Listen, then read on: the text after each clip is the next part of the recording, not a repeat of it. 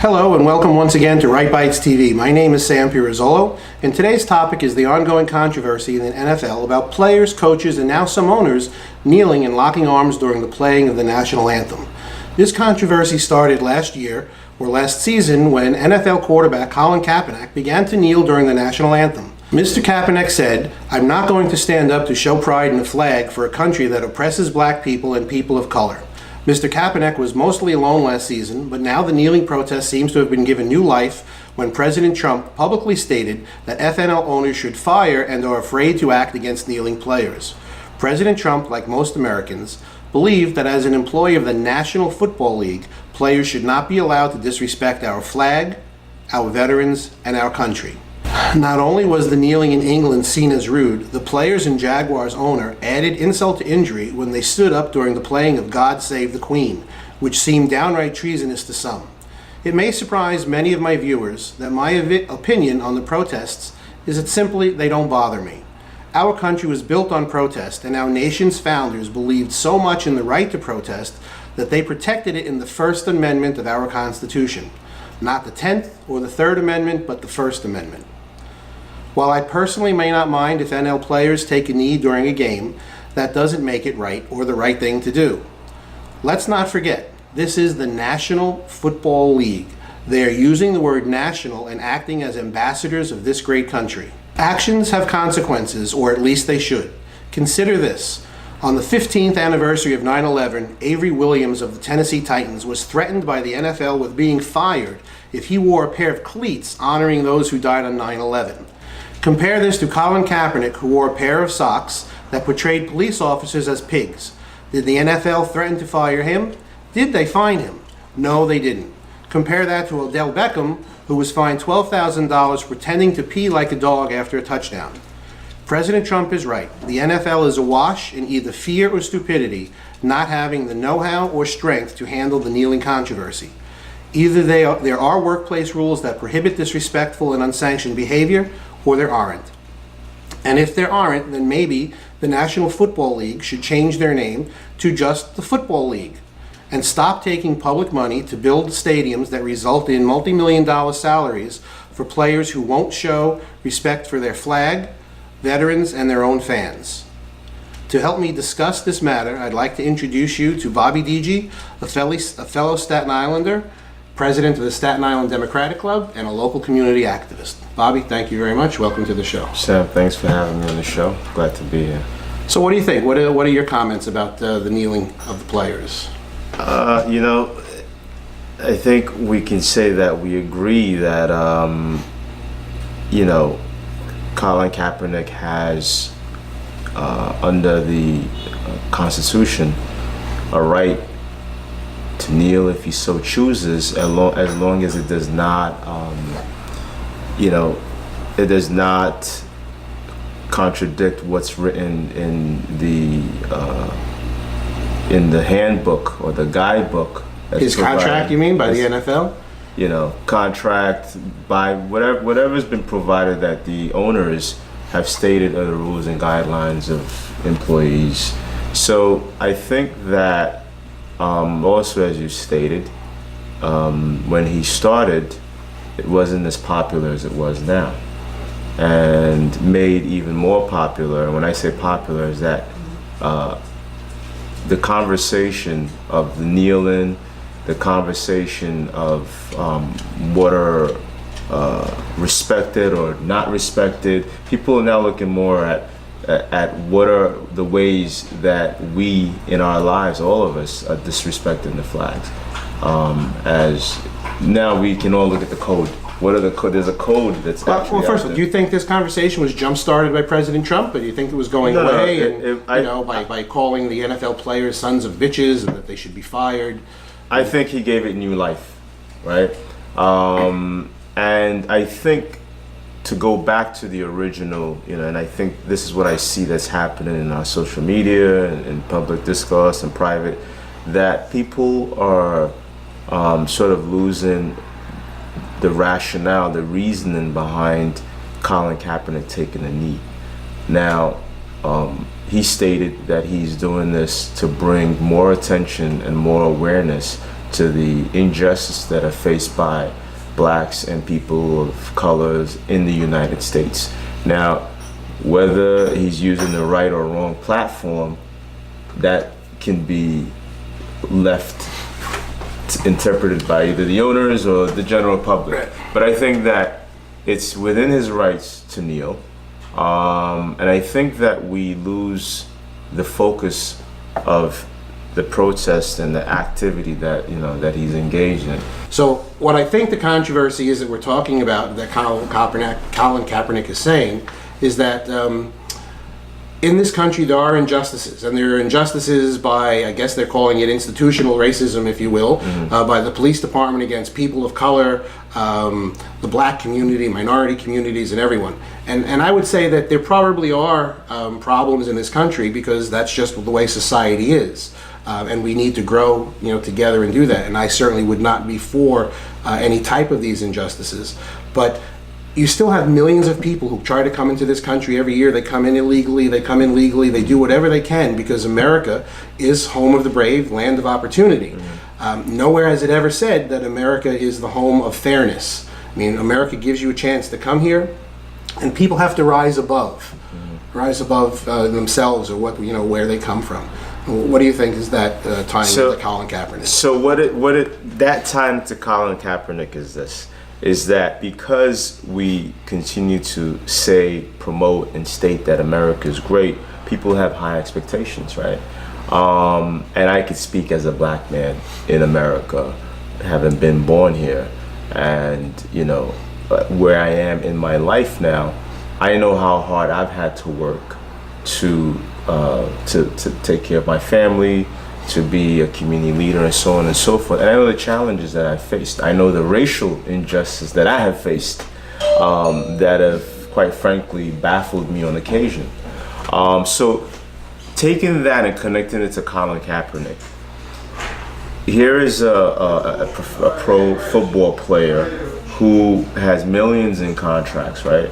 And doesn't necessarily have to sacrifice all of that for something that he feels strongly and deeply about. And this all stemmed from, the unarmed citizens that were being gunned down. Now, whether they were gunned down, that's a little bit much. It's not much. It's factual. It's factual, but I don't think the police officers woke up that morning and said, "I'm going to go and kill him." I didn't say that either. All right. So I don't want to make it that, but I want to stay on the facts of what I've said. Citizens have been gunned down by law enforcement, correct? Now the terms or the facts, that is left to be investigated, and then when they come out, then we can decide whether it was wrongful or right. So then let me ask you a question. I'm saying to you that there was, in the past year or two, there were an extensive amount of that happened, especially playing. There's probably more than we know of. Exactly, but There's playing out in the probably much media. more than we know. So that led Colin Kaepernick to use his platform. Again, we all view things and we all see things in different spectrums. So within his own platform, he felt he had seen enough. That was what prompted him, or that was what informed him to decide. I think he was sitting initially, and correct me if I'm wrong, it was a military, one of our military heroes who said, listen, sitting he thought was disrespectful, but why don't you take a knee instead? So now that he was taking the knee, it became a new debate. A whole different purpose. You know what I mean? So again, I can't speak to that issue, but I just want to ask you one question.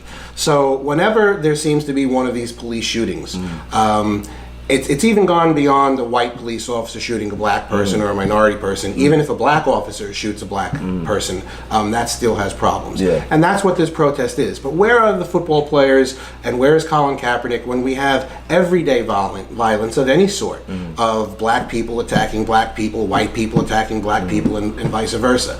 How come now they're just using this particular platform within the contracts of the NFL, which may or may not be good?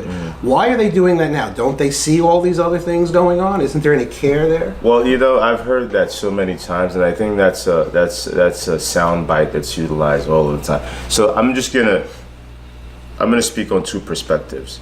For me, as an activist, and as you know, because you've been to one of my youth summits, I focus on youth empowerment and really just trying to encourage and steer young people to the right direction, connect them with resources, right? And oftentimes there's been overlapping issues that I've advocated for, but most importantly, my focus is on the young generation, right? So I will react to incidents of like gun violence, for instance. So I co-founded an organization, Occupy the Block, because how can you affect change in a way? That was my decision. So for Colin Kaepernick,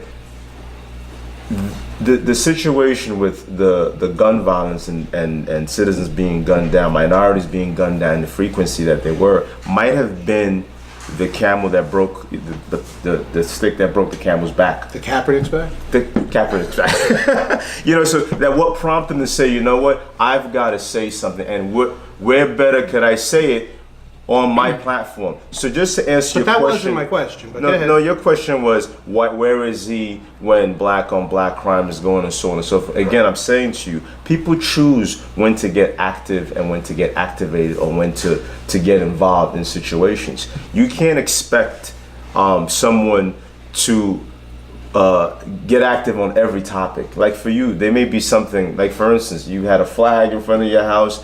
That was your prerogative. You chose to do that to demonstrate what you felt was passionate to you. Now I could say, for instance, so where were you when this and that was going on? Everything is particular, and I think that we can't be a moral compass for when people decide to have a perspective or a view, or decide when they want to make a statement. That's the point. Okay, so I can kind of understand that point. So let's take it one step forward, because today there are going to be some games on TV, and I haven't turned on the TV, so I don't know what's happening. Are you boycotting the games? I am not a sport fan at all. That's I'm like you. So that is one of the reasons I really don't mind, what goes on, and I certainly believe people have the right to protest, but it's within the right format.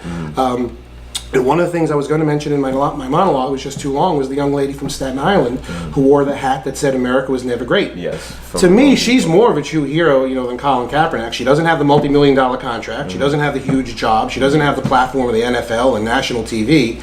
And she goes to work, and she got pounded upon by wearing a hat. But Colin's getting pounded upon. I mean, right now he's being blackballed. So what makes her better than him? He still has the multi-millions of dollars. He's got lawyers. He can do things. This poor young lady, decision, good, bad, or otherwise, was out there on her own. He has sacrificed a lot. He's losing. He's been blackballed.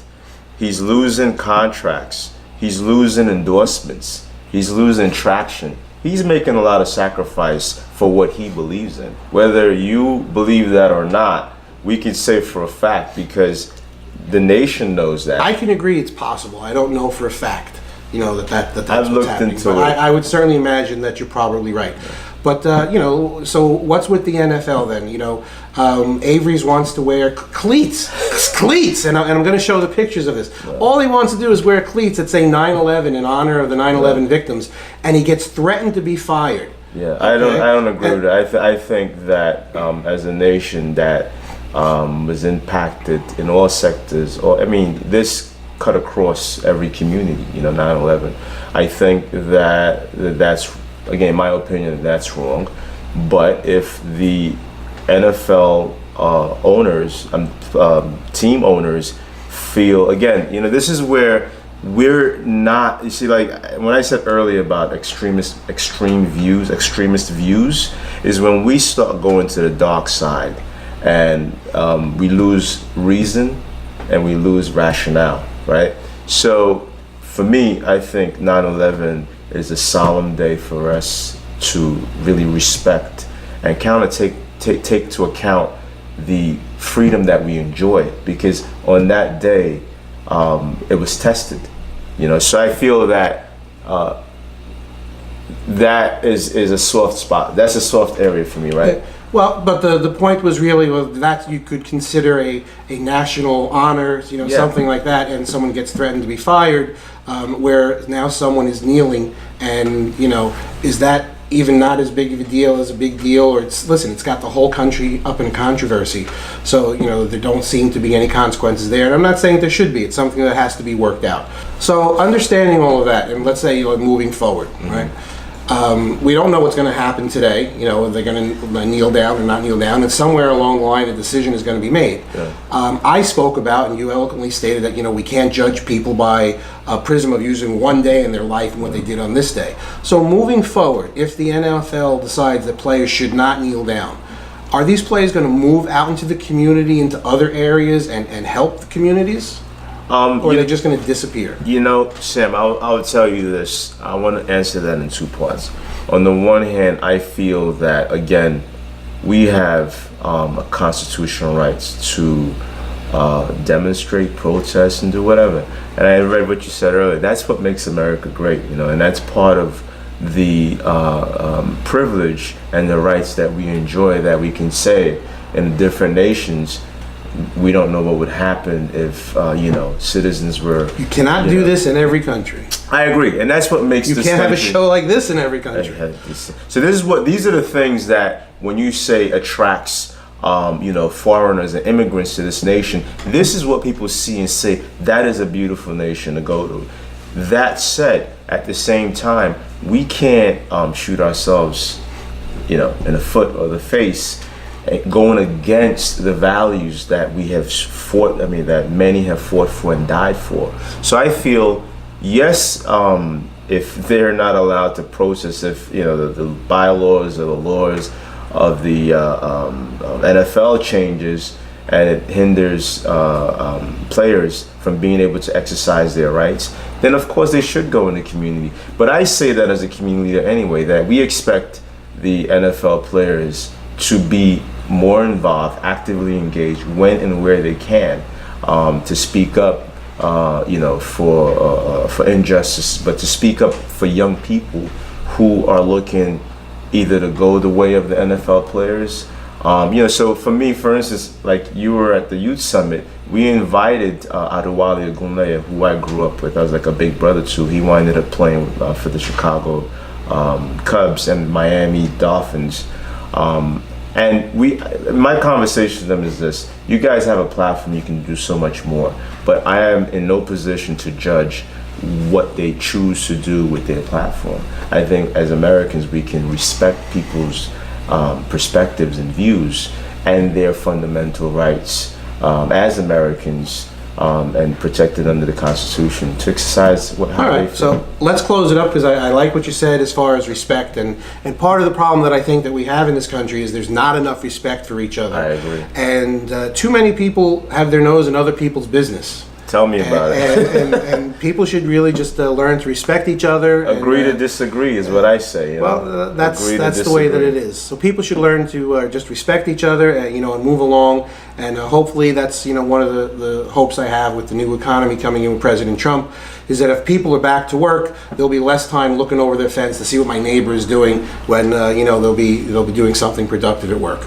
Well, I seriously hope that the president can lay off the Twitter. I think we'll have a lot more peace of mind because he's using his platform in ways that I think gives air to issues that really create divisions in the community. Right, I think he should lay off the Twitter. I'm going to add to that one more time. If he had not said what he said, good, bad, or indifferent, what he said is causing this conversation. And conversation in this country is a good thing for everybody.